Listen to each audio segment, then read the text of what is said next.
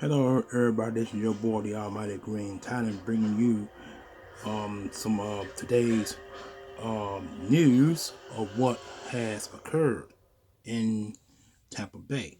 But before I begin, don't forget to hit the notification bell, bash the likes, comment, subscribe, and share the video.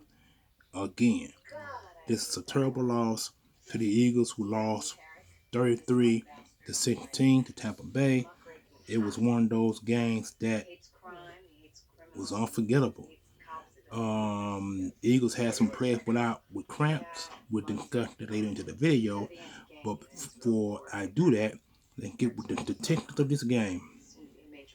I mean, terrible, extremely terrible. The Eagles didn't score a single touchdown in the first quarter. Then they scored a touchdown in the second quarter, which made it 14-7. And then Tampa Bay put up 10 more points in the second quarter. So the second half, Tampa Bay had 24 points, 7 in the first half. Then after that, the third quarter began. The Eagles put up 9 points, which was actually I think were 3 field goals, I believe. And Tampa Bay managed to put up 2 field goals, and they kicked the last and final field goal in the fourth quarter, which gave them the entire total points of 33 points to our 16. Mayfield had a good game. 30 of 47 complete attempts for 347, 2 touchdowns. And the boy Irvin had 10 attempts for 49 yards, one score. And Mike Evans, 94 yards, 1 score. Tampa Bay had 74 total plays, offense and defense. Total yards, 445. Penalties, 3. You only had 3 penalties.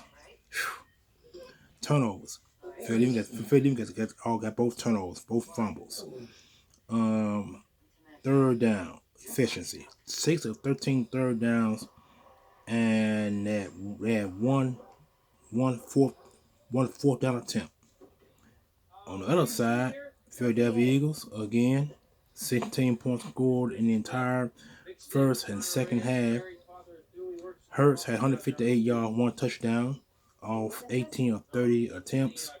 Barkley had 10 carries for 84 yards, no touchdowns, and Goddard had 7 of 82 yards, no goals. So that goes to show that Big Buccaneers did their job. They did their jobs.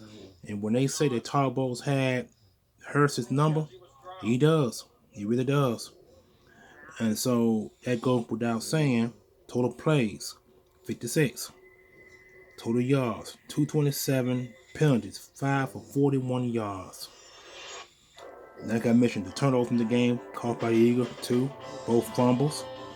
Third down efficiency, 6 on 13 third downs, and only had 1 fourth down, and that was tush push. That was the only one. The other one, fourth down, was an incomplete pass. An incomplete pass by Hurts. Passing, 114 to they 334. Passing touchdowns, only got 1. He had 2. Rushing, 20 attempts for 113 yards, and Dale 25 for 111. Rushing touchdown 1. They got 2. Time of possession, they had the entire time of possession on lock. 36 minutes and 17 seconds. We had 23 minutes and 43 seconds. First down. Eagles only had 16 first downs. They had 29 first downs. Passing first downs, 6. They had 18. Rushing first downs, we had 9. They had 9. So that's even for even. The penalties, they had 1 first down penalty. They had 2 first down penalties. Average gain, 6.0. We had 4.1. Red zone, 2 of 3. 4 of 6. Penalties, 3 fumbles, 2 loss. They had 1 fumble, no loss. Sacks, 2 sacks, and they had 6 sacks. Pass broken up. We had 8 pass broken up. They had 4 pass broke ups. Punt return 16.0. Kick return 1 for 23. They had 1 for 14. Punt 5 punts for 56.4 average. They have 4 for 37.5 average. Field goals 2. Both teams have 2 field goals. Boy, I can really tell you the truth about the situation. Man, this is really sad. Okay, now they're going go into the main stats of the game. Here we go. Like I'm saying, Hurts 18 of 30, 158 yards, 5.8 average, 1 touchdown, no INT, but 85.1. Barkley 10 for 84, 8.4, 59 with the long. Hurts had 8 for 20, 2.5, 7, 1 score. Kenneth Gainwell had 2 for 9, 4.5, 9 with the long. Receiving. That is God, only one with the most receiving. 7 catches for 62 yards, 8.9 average, 18 with the long, no touchdowns. Barkley had 2 for 32, 16.0, 27 with the long, no score. Calcaterra had 1 for 26, 26.0, 26 with the long, no touchdowns. Campbell had 4 for 17 yards, 4.3 with the average, 7 with the long, 1 score. And that 7 was the one he ran to the end zone for the score. If you guys haven't forgotten. And then Dawson had 2 for 11, 5.5, 7, the long, no score. Ross had 1 for 6, 6.0, 6 with the long, no score. And Jack Starr had 1 for 4, 4.0, 4 with the long, no score. Defense. Darius Slay had 9 tackles, 2 assists, 0-0-0. McCollum has 8 for 4, 0-0-0. Dean has 7 for 2, 0-0-0. Mikhail has 6 for 0, 0-0-0. Zach Bond was 6 for 4, 0-0-0. Smith was 5 for 4, 0-0-0. Blankenship 5 for 1, 0-0-0. Maddox was 4 for 2, 0-0-0. Booker 4 for 2, 0-0-0. Garner Johnson with 2 for 0, 0-0-0. Williams with 2 for 1, 0-0-0. Graham 2 for 0, 1 sack, 0-0. Wet was 1, 0, 1 sack, 0-0. Ojomo was 1 for 1, 0-0-0. Huff 1, 0, 0-0-0. Carter 1, 0-0-0. And Rogers 1, 0-0-0. I didn't see Jordan Davis up here. He must. I didn't see. What happened to Jordan Davis? He did not mention nowhere in the defense. I see what's going on. Sometimes had to occur for him not to be up in there. But anyway, Shipley 1 for 23, 23 with the average, 23 with the long, no 0, no score. Trotter 1, 0 for yards, 0-0-0-0. And Cooper DeJean 1-0-0-0. And Brian Mann with 5 TOT for 282 yards, 56.4 with the average, long 7, 1 touchdown, and no kicks inside the 20. So that just goes to show right there. I will read the Buccaneers stats, but I think I read enough of their stats as it is because this was a disappointing loss. The Eagles didn't try hard enough to get any more points in the fourth quarter, other than the 9 they scored in the third. They did not get any more points scored in the fourth quarter. They were shooting themselves in the foot with the penalties, and now to the injuries. I'm not exactly sure what happened to Jordan Davis because in the defensive snap that I read, I didn't read his name, so something went wrong there. Carter went out with a cramp. He had let's see, who else went out with a cramp? He went out with a cramp. Um, not Tim, but Jurgens went out with a cramp, and somebody Eagles had these three or four players went out with cramps, and these guys were major contributors to the Eagles' offense and defense. So the Eagles not only had uh, uh, uh, uh, um, AJ Brown, Devontae Smith, and other key contributors hurt on offense and defense. They had some guys that got hurt in this game. Like I said, mostly with cramps. I don't think it was nothing serious, but cramps are extremely serious in the heat, especially if you ain't got enough hydration going on at the time.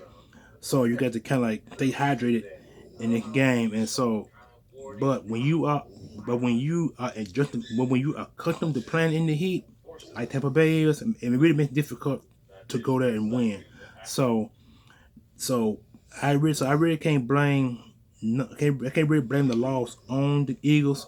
This is mostly with Tampa Bay and the Heat. The Eagles were battling two forces in this game, and both forces caused caused them to fall to 16 points on the score in the first and second half of the game combined.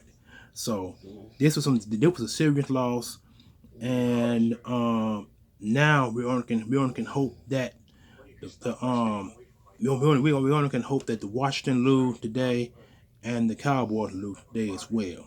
And them two guys lose today, we'll be satisfied. We'll keep our first place, but you're going into the bye week, and that's what it's going to really hurt at because you never get key guys back with the bye week. So I'm just gonna say this: you guys enjoy the bye week, because the Eagles won't be back again until what is it? Let me see. Day 29th. I'm sorry. Day 22nd. So the Eagles won't be back until, let me see, first, second, third, fourth, fifth, sixth, seventh. The Eagles won't be back until the 7th of October, which is 2 weeks away in a sense. So that's a 2 week that's a 2 week bye, and we're gonna be at this point. I'm not even gonna feel like watching any more football games at this point because the Eagles went out horrible. They went out on excuse me. They went out on a bad week, a horrible bad play, horrible bad week, bad play. I'm not gonna say the decision calling, but I'm gonna say this here: we can't put much of the blame really on the defensive line because these guys had a lot of injuries played before as cramps concerned, and the same could be said for the offense. The offense had two contributors out, two contributors, and when them guys are missing on your offense, ain't nothing what you really can do because you basically got guys who are not accustomed to playing in NFL games. So somewhere along this line, they could need to figure out some way to show up this weakness in the bye week because I will get Johnny Wilson to play some more. I would get a lot of these guys to play some more because these guys will be needed down the stretch of the line. Would have hurt. I mean, what if AJ Brown and Smitty get hurt again? What if? So we can't afford to have this going forward. They need to figure out some way to show up their weaknesses on offense and their weaknesses on defense heading to this bye week. Because if not, it could be a long season. After this bye week, who to say what's gonna happen next? Who to say? And I really ain't got much to say about this. Like I said, I already gave you my points, and I hope some of you guys got different points as well, like I do. So it ain't nothing much I really can say at this point. I've said what I want to say. Um, they got weaknesses. They got weaknesses on offense and on defense. They need to be shored up in this bye week.